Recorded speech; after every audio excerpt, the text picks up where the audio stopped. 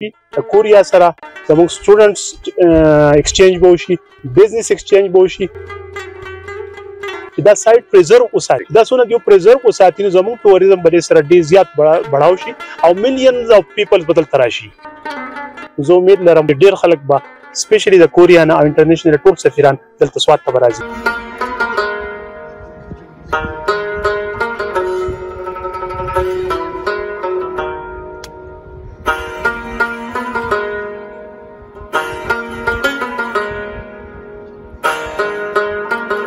بالکل جی د سواد د ټوریزم د بحالۍ لپاره د بیرسټر وقار شهزاد د دوی د فیملی هم یو لوی کردار دی چې د ملک دننه او بهر هم دغه خلک چې دي هغه آثار قدیمه سره سره د سواد ټوریزم پروموټ کوي. بیرسټر صاحب تاسو د جهان مننه کوم چې مختلف ټورست راځي هغوی ته تاسو آثار قدیمه د سواد روایتي خوراکونو سره سره چې دی د ټوریزم د پروموشن لپاره ستاسو یو لوی کردار دی. کورین سفیر چې دی هغه د بازیرا سایډ هم وکتو، ورسره شنګرداز ټوپ هم وکته، ملم جبا څومره مطمئن دی، څومره خوشحاله روان دی؟ بسم الله الرحمن الرحیم. تاسو ټولو ډیره شکریا چې تاسو دلته موږ ته ډیر په لږ ټایم کې راورسېدئ. د کوریا سفیر بل ورځ ماله روټۍ کړې وه په سفارتخانه کې، نو ما ورته سواد دعوت ورکړو.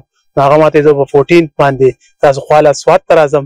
نو ما ورته بالکل په 14 باندې راشه. خو زما په ریکارډ باندې هم ماته پته نه وه چې روژه ده او ده په علم کې هم نه وه چې روژه ده.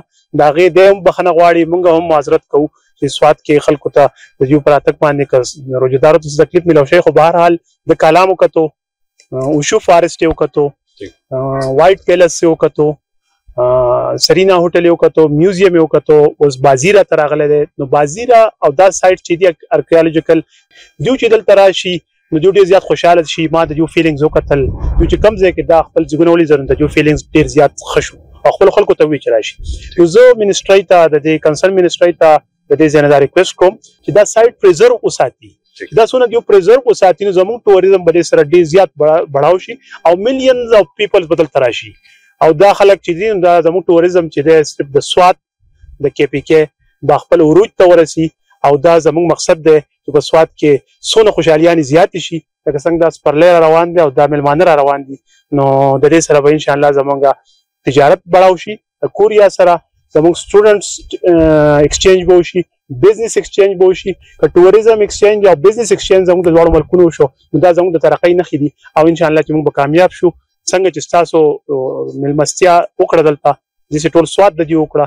زه امید لرم چې ډېر خلک به سپیشلی د کوریا نه او انټرنیشنل ټول سفیران دلته سواد ته به راځي.